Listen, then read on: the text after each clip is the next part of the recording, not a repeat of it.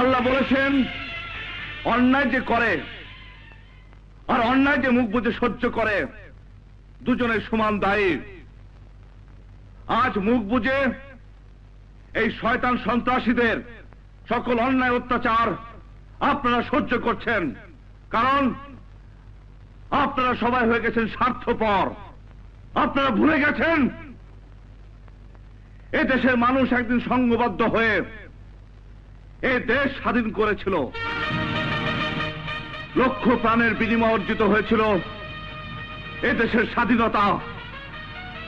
এই স্বাধীনতার সুফল পেতে হলে আমাদের আবার সংঘবদ্ধ হয়ে এই দেশকে সন্ত্রাস মুক্ত করতে হবে।